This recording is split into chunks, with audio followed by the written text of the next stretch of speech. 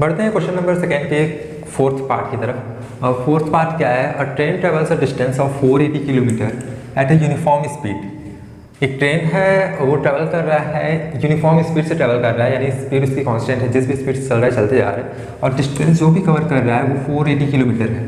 ठीक है। If the speed had been 8 kilometre per hour less, अगर उसकी स्पीड को 8 किलोमीटर पर आवर कम कर दिया जाता है, यानी जिस भी स्पीड से चल रही है उसमें 8 किलोमीटर पर आवर उसमें स्पीड कम कर दी जाती है, then it would have taken 3 hour more to cover the same distance. तो ये क्या करेगा? ये करेगा क्या कि it would have taken 3 hour more. जब स्पीड कम होगी तो जाहिर सी बात है कि समय ज़्यादा लगेगा। ठीक है। तो ये क्या हो रहा है? कवर द सेम डिस्टेंस, तो 3 आवर ज़्यादा समय ले लेता है। ठीक। अगर स्पीड कम हो रहा है, यहाँ पे 8 किलोमीटर पर आवर लेस हो रहा है, तो इसका क्या हो रहा है? टाइम बढ़ जा रहा है, 3 आवर ज़्यादा ले रहा है। We need to find the speed of the train. हमें क्या करना है? ट्रेन का स्पीड फाइंड करने की जरूरत है। इस क्वेश्चन को सॉल्व करने से पहले मैं आपको एक एग्जांपल देता हूँ। ये देखिए, अगर मान लीजिए ये आपका होम है और होम से स्कूल जाते हैं। ठीक। होम से स्कूल जाते हैं साइकिल से, जिस भी स्पीड से साइकिल से जाते हैं, यहाँ से यहाँ जाने में 2 आवर का समय लगता है। ठीक है। अगर साइकिल से जाते हैं तो, अगर पैदल जाते हैं, वॉक करके जाते हैं, तो जाहिर सी बात है ज़्यादा समय लगेगा। ठीक। मान लेते हैं कि 3 घंटा लगता है। ठीक। सेम डिस्टेंस, होम से स्कूल जा रहे हैं 2 घंटे का समय लग रहा है, साइकिल से पैदल चल के जा रहे हैं 3 घंटे का समय लगेगा। हो क्या रहा है? साइकिल से जब भी जा रहे हैं तो हमारी स्पीड नॉर्मल है, मान के चलते नॉर्मल है। वॉक करके जा रहे हैं तो हमारी स्पीड कम हो रही है। कम हो रही है स्पीड, तो टाइम क्या हो रहा है? बढ़ रहा है। टाइम कितना बढ़ रहा है वो कैसे पता चला? 3 आवर। अब आप कहेंगे 1 आवर इसका टाइम होगा, कैसे? देखिए, 3 आवर से अगर हम 2 आवर माइनस कर देते हैं तो हमें पता चल जाता है कि 1 आवर आ रहा है। यानी कि साइकिल से जा रहे हैं तो साइकिल से जिस भी स्पीड से जा रहे हैं उसका टाइम टेकन अगर पता चल जाता है, पैदल हम जिस भी चीज़ से जा रहे हैं उसका टाइम टेकन पता चल जाता है, और दोनों का डिफरेंस हम निकाल लेते हैं तो वो 1 आवर हो जाता है। ठीक है। वही चीज़ यहाँ पे दिया हुआ है। 3 आवर जो है, जिस भी स्पीड से पहले हम जा रहे थे यूनिफॉर्म स्पीड से, अगर हमें टाइम पता चल जाएगा, यानी हम उसका टाइम पता कर लेंगे, और जिस भी स्पीड से जा रहे थे उसमें से 8 किलोमीटर पर आवर माइनस, यानी 8 किलोमीटर पर आवर कम करके हम जाते हैं, तो कितना टाइम लगता है? ये 2 टाइम अगर हमें पता चल जाएगा, दोनों का डिफरेंस निकाल लेंगे तो वो 3 आवर की इक्वल होगा। ठीक है। देखिए, मैं आपको बताता हूँ कि कैसे दोनों का डिस्टेंस निकालना है।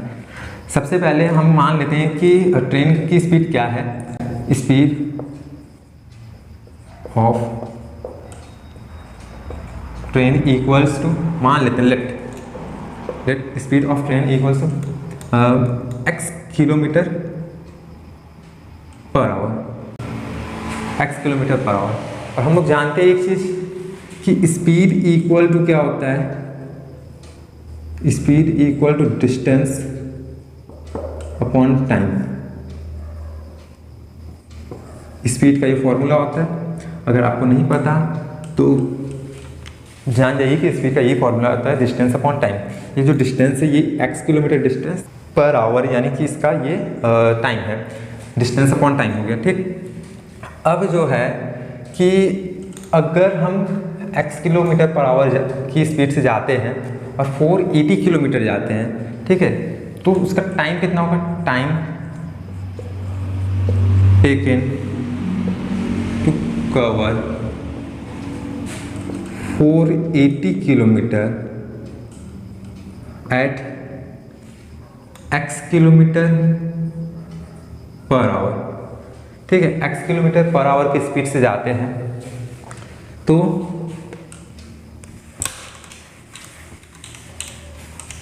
कितना टाइम लगता है ये हमें पता करना। अगर speed equal to distance upon time है तो उस हिसाब से टाइम क्या हो जाएगा?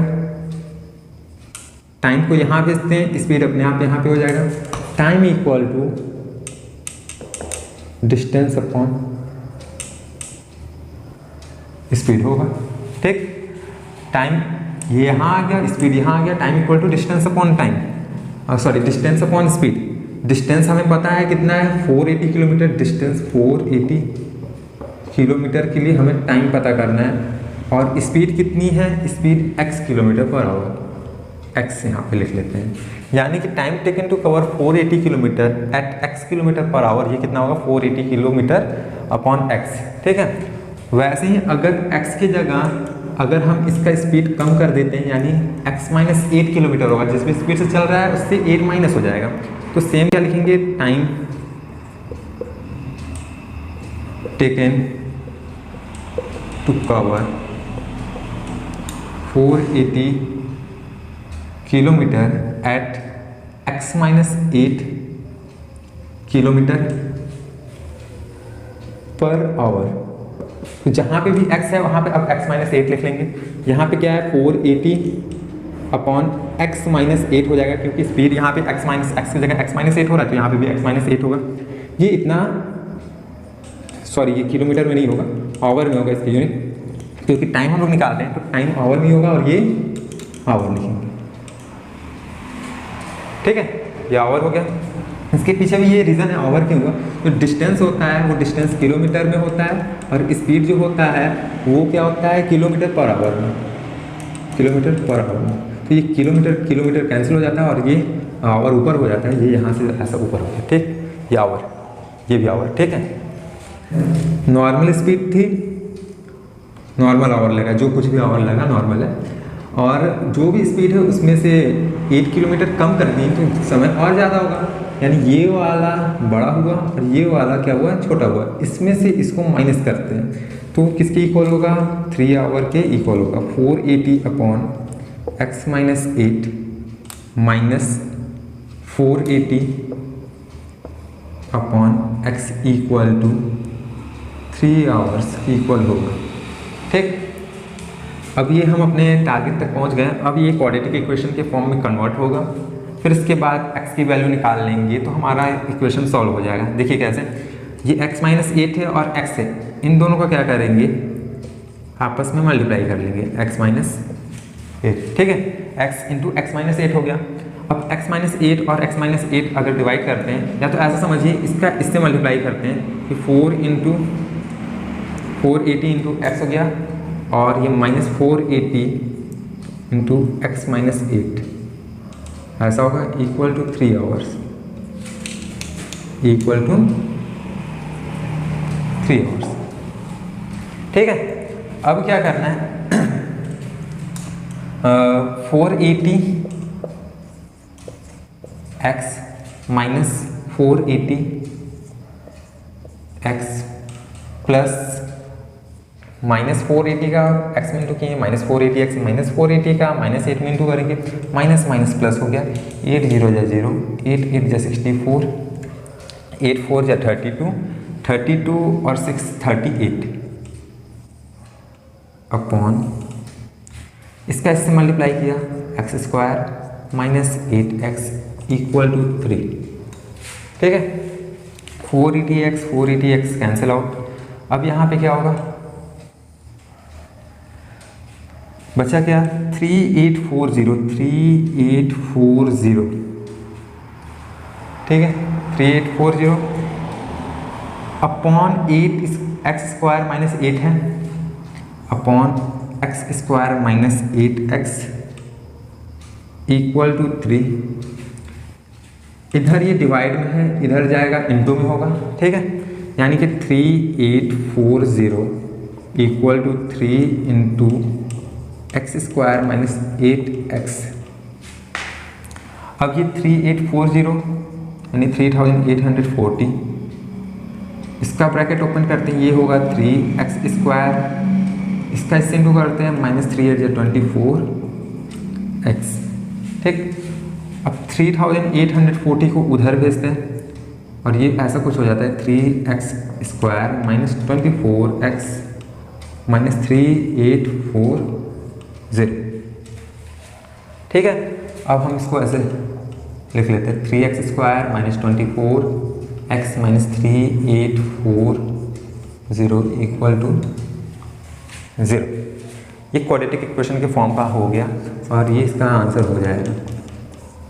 अगर हमें इसकी वैल्यू यानी स्पीड निकालनी होगी तो हमें यहाँ पे x की वैल्यू निकालनी होगी, ठीक है। इसका रूट यानी इसका x का वैल्यू निकालना होगा। x की वैल्यू जब तक नहीं निकालेंगे तब तक हमें स्पीड नहीं पता चलेगा, क्योंकि speed of the train equal to x km/h है, ठीक है। तो चलिए फाइंड करते हैं x km/h, और इसको कॉपी ना करिएगा, इसको एक बार फिर से देख के समझ लीजिएगा। समझ में आएगा तो उसे बिना देखे लिखिएगा, जिससे क्या होगा कि आपको प्रॉफिट समझ में आएगा, मतलब लगेगा कि हाँ कुछ आया समझ में, ठीक है। तो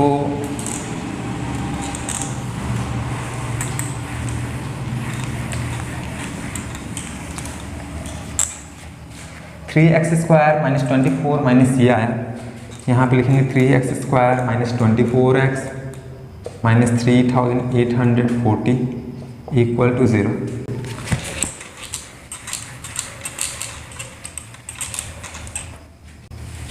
थ्री 3840 और 24 और 3840, इसमें देखते कुछ कॉमन है तो कॉमन लेते हैं। 3 कॉमन हो रहा है तो 3 कॉमन लेते हैं। X square minus 3 8 24 x minus 3 1 3 3 2 6 3 8 24 0 equal to 0। और यहाँ से x square minus 8x minus 1280 equal to 0, ठीक। ये भी जो है कि कैसे ये 0 गया, 3 कहाँ गया, 0/3 अगर लिखते हैं और 0 को किसी भी नंबर से डिवाइड करते हैं वो 0 के इक्वल होता है, इसलिए यहाँ पे 0 लिखो चाहे 0/3 लिखो, बात एक ही है, ठीक है। अब ये भी जो है कि ax square plus b x plus c के फॉर्म का है, तो हम इसे भी आंसर कह सकते हैं, ठीक है। अब क्या करते हैं, 1280 का एलसीएम यानी प्राइम फैक्टराइजेशन लेते हैं। 1280 का प्राइम फैक्टराइजेशन 2 6 12 2 4 8 0 2 3 6 2 2 4 0 2 1 2 2 6 12 0 2 8 16 0 2 4 8 0 2 2 4 0 2 1 2 0 2 5 10 5 1 5। अब इन्हीं में से हमें कोई ऐसा नंबर निकालना है जिसको प्लस या माइनस करने पे -8 आए, ठीक है। तो देखते हैं 5 2 10 2 20 2 40 2 2 4 2 8 2 16 2 32, ठीक है। 32 और 5 2 10 2 20 2 40, अरे वाह एक ही बार में आ गया। 32 और 40 और माइनस करेंगे 32 से 40 -8 आ जाएगा, एक ही बार में आ गया, बहुत अच्छी बात है। कभी कभी क्या होता है कि एक बार में नहीं आता तो इधर उधर करके हमें फाइंड करना पड़ता है कि कैसे होगा। तो यहाँ पे क्या है 32x माइनस 40x, इसको कहते हैं स्प्लिटिंग ऑफ मिडल टर्म। मैं अभी आगे बताऊँगा अगले एक्सरसाइज में कि इस तरह के क्वेश्चन को कैसे सॉल्व किया जाता है, या आप लोग पिछले क्लास में पढ़ चुके होंगे, क्लास 8 में 9th में, कि ये कैसे सॉल्व होता है, स्प्लिटिंग ऑफ मिडल टर्म कैसे करते हैं। नहीं पता तो भी मैं बताऊंगा कि कैसे होता है, ठीक है। अब जो है कि एक्स स्क्वायर प्लस 32x, इन दोनों में कॉमन क्या है, x कॉमन है तो यहाँ पे x प्लस 32 ऐसा लिख सकते हैं। माइनस 40 कॉमन लिए, यहाँ क्या हुआ x प्लस 32, ठीक है, इक्वल टू 0। अब इसमें और इसमें देखते हैं क्या कॉमन है, x प्लस 32 कॉमन लिया, यहाँ पे x माइनस 40 इक्वल टू 0, बचा जो x और -40 x माइनस 40 लिख लिया। x की वैल्यू जो होगी वो -32 होगी और 40 होगी। तो जो स्पीड हम लोगों ने क्या लिया था, स्पीड था हम लोगों ने माना था क्या, x km/h। तो x km/h ये जो 32 -32 स्पीड तो कभी भी निगेटिव नहीं हो सकता, तो x इक्वल टू क्या होगा 40 होगा, ठीक। क्यों, सेंस क्योंकि स्पीड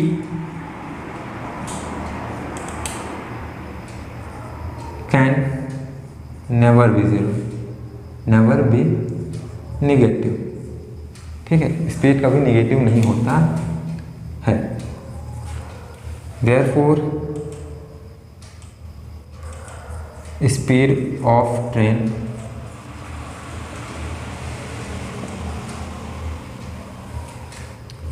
is 40 kmph, km/h होगा।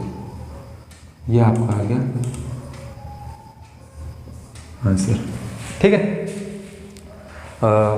अगर आपको समझ में आया होगा तो ठीक है, अगर नहीं समझ में आया होगा तो कमेंट करके ज़रूर से बताइएगा। मैं पूरी कोशिश करूँगा कि इसे और आसानी से बताया जा सके, और आसानी से बताया जा सके। ठीक है, मिलते हैं अगले वीडियो में।